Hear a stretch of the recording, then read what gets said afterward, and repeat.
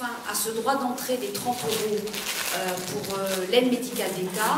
On parlait des 3 mois de résidence obligatoire pour rentrer dans l'aide médicale d'État.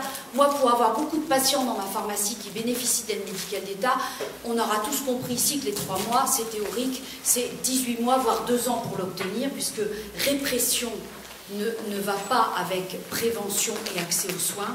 Donc c'est des gens qui sont dans la répression permanente. Et donc quand la droite nous fait croire que l'aide médicale d'État, on l'a sur un simple claquement de doigts, je peux vous dire que c'est pas du tout.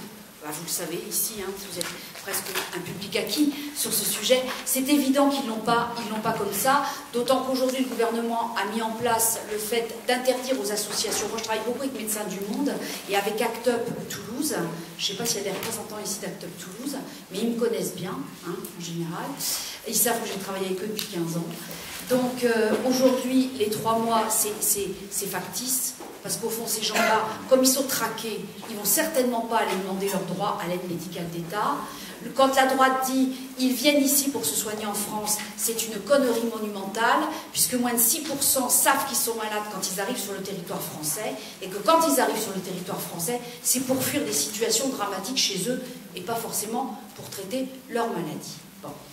Maintenant, le fait que l'aide médicale d'État et la CMU aient été séparées, c'est que le panier de soins aujourd'hui ne peut pas être le même pour l'aide médicale d'État que la CMU. Je m'explique. Aujourd'hui, la droite, pour faire passer ces 30 €, j'en étais responsable dans l'hémicycle pour mon groupe, ils ont utilisé 3 arguments pour arriver à leur objectif politique de mise en place de ces 30 €. Ces 3 arguments étaient les suivants qui sont absolument scandaleux. Donc je suis sortie de mes gonds, on a failli m'exclure de l'hémicycle, enfin j'en ai rien à foutre. Ils ont utilisé 3 arguments. C'est-à-dire que ces gens-là venaient pour la procréation médicalement assistée, ils venaient pour faire de la chirurgie esthétique, et ils venaient pour des cures thermales. Moi personnellement, j'ai plein de patients qui ont l'aide médicale d'État, j'en ai vu aucun profiter de ces 3 types de soins. D'accord ? Donc voilà, c'était un objectif politique de les taper. Voilà, ils y sont